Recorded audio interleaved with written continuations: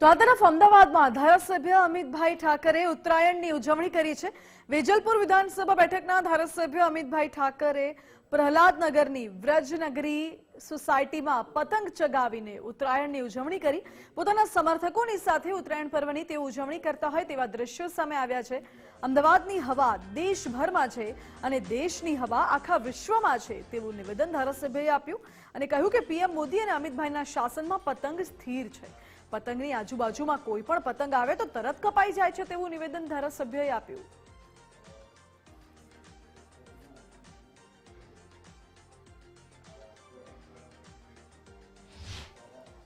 અમદાવાદ વેજલપુર વિધાનસભા બેઠકના ધારાસભ્ય અમિતભાઈ ઠાકર એમના મત વિસ્તારમાં એમના સમર્થકો અને કાર્યકર્તાઓની સાથે મતદારોની વચ્ચે જઈને ઉત્તરાયણના પર્વની ઉજવણી કરી રહ્યા છે। વ્રજનગરી આવાસ યોજના છે એમની કાર્યાલય આવેલું છે એની નજીક ત્યાં તેઓ પહોંચ્યા છે અને પતંગ ચગાવી અને ઉત્તરાયણના પર્વની ઉજવણી પણ તેઓ કરી રહ્યા છે। અમિતભાઈ સાથે પણ આપણે વાત કરીશું।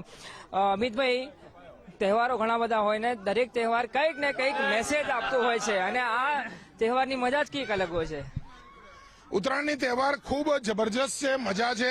એમાં પણ ગુજરાતની ઉત્તરાયણ એ આખું ભારત રાહ જોતું હોય છે। દેશ વિદેશથી લોકો ઉત્તરાયણ કરવા અહીંયા ધાબા ઉપર આવતા હોય છે। જ્યારે સૂરજ પોતાની દિશા બદલે એની સાથે આપણા જીવનની દિશા પણ બદલાતી હોય છે અને એના સાક્ષી બનવા એ આખું ગુજરાત આજે ધાબા ઉપર હોય।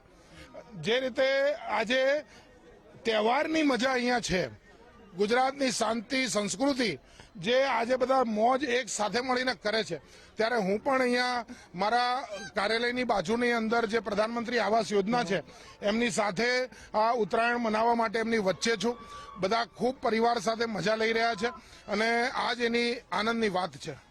દરેક તહેવારમાં કંઈક ને કંઈક સામાજિક મેસેજ આપતું હોય અને સાથે સાથે હું રાજકારણને જોડી દઉં, કેમ કે આપ રાજકારણી છો, નેતા છો, એટલે આ તહેવારને અનુલક્ષીને હું જોડું તો હવા શું લાગે છે, કઈ દિશામાં?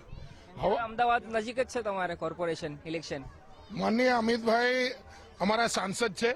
મોદીજીના નેતૃત્વની અંદર જે રીતે ગાંધીનગર વિસ્તારનો, અમદાવાદનો જે રીતે વિકાસ છે, જે રીતે ઓલિમ્પિક હોય કે કોમનવેલ્થ હોય, એશિયાડ હોય, હવે અમદાવાદની હવા પૂરા દેશની અંદર છે। પૂરા દેશની હવા વિશ્વની અંદર છે।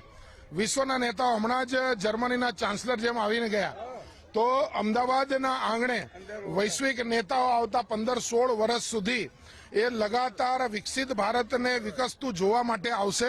એનું એપી સેન્ટર અમદાવાદ રહેવાનું છે અને એ સમયે જ્યાં વિકાસનો જબરજસ્ત પવન છે, આ પવનની સાક્ષી એ આખું વિશ્વ બનવાનું છે। પતંગ સ્થિર જ રહેવાનો તમારો કે લાગે કોઈ કાપવા વાળું લાગે છે?